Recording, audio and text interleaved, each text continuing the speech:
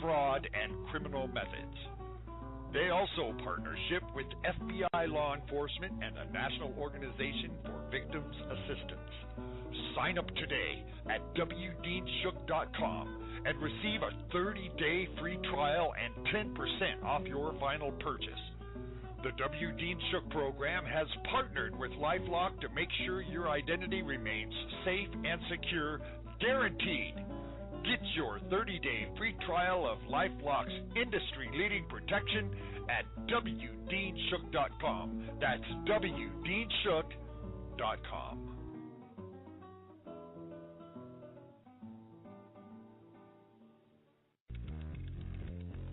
GoDaddy offers everything you need to make a name for yourself on the web, from domain names and website builders to complete e-commerce solutions. We've earned our place as the world's #1 accredited domain registrar by delivering world-class products at competitive prices and support them with industry-best services delivered 24/7, 365. We're proud to serve our customers from locations around the world. Sign up now at wdeanshook.com and get your domain name as low as $5.99 a year. Sign up now at wdeanshook.com. Go, Daddy. Go, Daddy.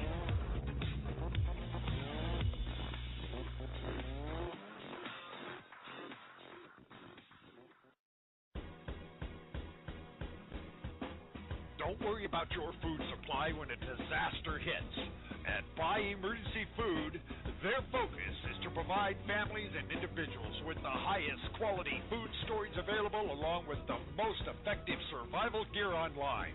Hi, I'm W. Dean Shook, and our friends at Buy Emergency Food is so confident that their prices can't be beat. They'll match any competitor's online prices of any product they offer. They've searched far and wide to find the most superior quality products available. Buy Emergency Food is 100% committed to providing these high-quality items at the best prices online. Sign up today at wdeanshook.com for their gourmet taste, easy storage, 25-year shelf life, nutritional information, water filtration, and a portable solar power. Come see why Buy Emergency Food is simply the best brands for providing the basic needs when disaster strikes. And they have free shipping on every order. Nothing's easier than their free shipping policy. That's right, 100% free shipping. Your emergency food is usually shipped within 3 business days. It's fast, effective, and free. Does it get any better than that? The food you need when disaster hits. Sign up today at wdeanshook.com. That's wdeanshook.com. Well, thank you for letting me break. I appreciate it so much. And it gave me the opportunity to screen 2 or 3 calls, and I did find someone worthy, and that was Jeff from Chelsea, Massachusetts, who was at the marathon at the time of the bombing. Hi, Jeff, there. Oh, Dean, how you doing? And, Dean, you know what? First off, the Lord had me and my friend go down to the marathon to warn the people and evangelize the people there, because, first off, the spiritual condition of Boston is extremely hard. Extremely. I mean, it's very, very spiritually hard. They don't want Jesus Christ. They don't want him around. They're having fun. And you know what? Also, as a leadership, God took away the protection from Boston, because when you have guys like Deval Patrick that said it has been 5 years since the Goodrich decision, that's the decision to open up Boston, Massachusetts for gay marriage, and the sky has not fallen and the ground has not opened up to swallow its inhabitants, you're cruising for a bruising. When you have an anti-Christ mayor like Mayor Menino, who marches in the gay pride parade almost every single year, and gave the land, pretty much gave it the land to the imam, to the Boston Islamic Center in Roxbury, Massachusetts, which, by the way, the 2 terrorists went to the Cambridge Mosque, which is a sister mosque to the Boston Islamic Center. You're pretty much cruising for a bruising because that mosque wants to divide Israel, and when you have abortion, divide Israel, and homosexuality, your goose is cooked. And me and my friend we were by the Boston Public Library when we heard the explosions go off. The people were in a panic, pretty much. How far away is that library from where the explosions went off? Oh, very close, right by the finish line. Right by the finish line. So believe you me, I know that area quite well. I work near that area, and the John Hancock Tower is right by that area. And if you look at that on a map, it's all glass. And the Lord showed to me many times, and my friend, that building's going to come right down. And the means of entry, I believe, is a suitcase nuke, or in the subway system, or right beside the building. That and the Prudential building. So, both I'm sorry, since you were there, are the stories you're hearing on the news accurately portrayed according to what you've seen since you were there? Danny, I'm on the phone. Can you hang it up? How long you going to be on the phone? 5 minutes.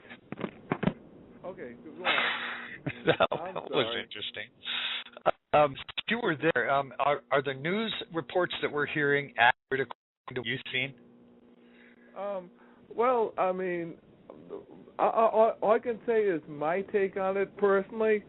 I think it was terrorists that did it because I know the area. I mean, I don't go with Alex on this one. I got a park company with Alex Jones. On this one, I did hear 2 explosions. I believe it was Muslims, plain and simple, supported by a cell group in the Boston area, and so forth. And when the big one comes by, I believe it's going to be a joint Russian, Chinese, and Muslim venture. Myself.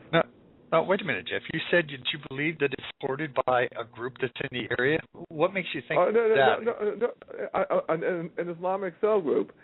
That's what Brigitte Gabriel said. An Islamic cell group. There was more than 1 or 2 or 3. I mean, really? Because you have to have support.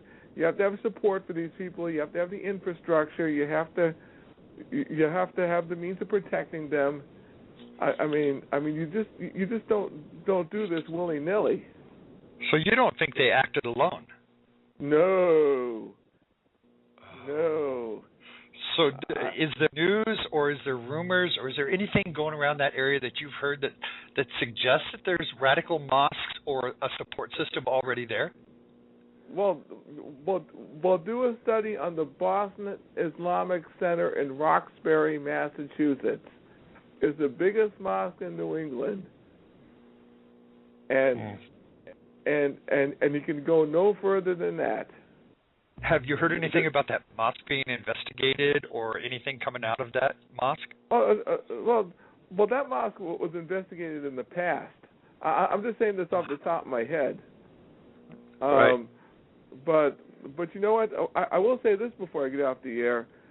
Security in the Boston area, most of the security is not armed. Most security is concierge. I suggested to Colonel David Hunt that the Hancock and the Prudential ought to be hardened and Homeland Security sites. You know, because of what I've talked about, and even David Hunt said after 9/11 he talked about the same thing himself, which is to harden them up. I mean, there's many people that know the same thing I do who are way smarter than I am, and because we have a Muslim communist as president. I mean, you know why Obama's doing all this screwed up stuff? It's because he's doing the bidding of Saudi Arabia. This man's a foreign-born traitor from Kenya, and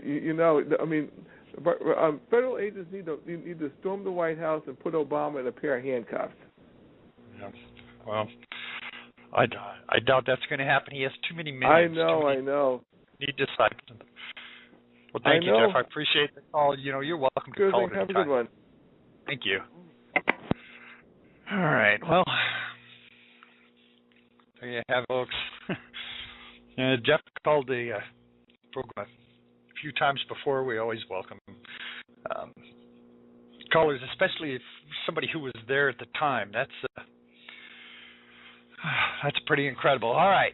Well, when it comes to Mr. Obama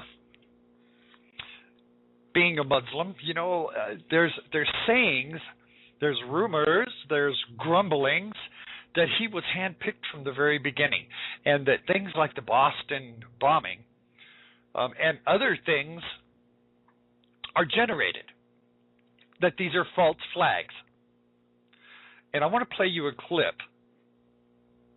from Joe Biden and Colin Powell, who pretty much admitted that there's going to be false flags. When Rahm Emanuel said that never let a good crisis go to waste, the reason for that is it's crisis, as we're going to get into here in a minute. It's crisis that's going to bring about this change. So Obama and his administration are constantly looking for these crises to bring about that change, and all they have to do is hit on the right one. Let me play this clip about generated crisis, and then we're going to go over some of these Saul Alinsky rules right out of his book that's going to prove to you that it's so clear. It is so clear that what Obama and his administration are doing are right out of this book, word for word, line for line, right out of this book. Listen to this clip. A lot of tough decisions Barack's going to have to make. A lot of very tough decisions, including on foreign policy. And here's the point I want to make. Mark my words. Mark my words. It will not be 6 months before the world tests Barack Obama like they did John Kennedy. The world is looking. We're about to elect a brilliant 47-year-old president of the United States of America. Remember I said, standing here, you don't remember anything else I said. Watch, we're going to have an international crisis, generated crisis, to test the mettle of this guy. He's going to have to make some really tough, I don't know what the decision's going to be, but I promise you it will occur. As a student of history, and having served with 7 presidents, I guarantee you it's going to happen. I can give you at least 4 or 5 scenarios from where it might originate. If you were called into the Oval Office on January 21st by the new president, whoever it happens to be, and he said to you, General Powell, I need from you your recommendation on where I begin. What should be my priorities? Where would you start? I would start with talking to the American people and talking to the world and conveying a new image of American leadership, a new image of America's role in the world. The problems will always be there, and there's going to be a crisis come along on the 21st or 22nd of January that we don't even know about right now. The problems will always be there, and there's going to be a crisis come along on the 21st or 22nd of January that we don't even know about right now. Watch, we're going to have an international crisis, generated crisis. There's going to be a crisis come along on the generated crisis. Watch, we're going to have an international crisis. There's going to be a crisis come along on the generated crisis. Uniquely American, isn't it? I mean, that is fantastic that you're doing that. You see, they admit from the very beginning that they are going to generate these crises. What is the history of false flags? False flags in America, in history. Let's look at a brief history of false flags. Do you think that the Obama administration would not use a false flag? Does a false flag explain Benghazi? False flag is in, not that they did it, but that they allowed it to happen, because that's the way it looks. They allowed it to happen. Hillary Clinton, who is also an avid follower of Saul Alinsky, says, what does it matter now? That's right out of Saul Alinsky. Let's take a look. False flags have been used through history for a long, long time by corrupt, tyrannical leaders to bring about change, to bring about power base.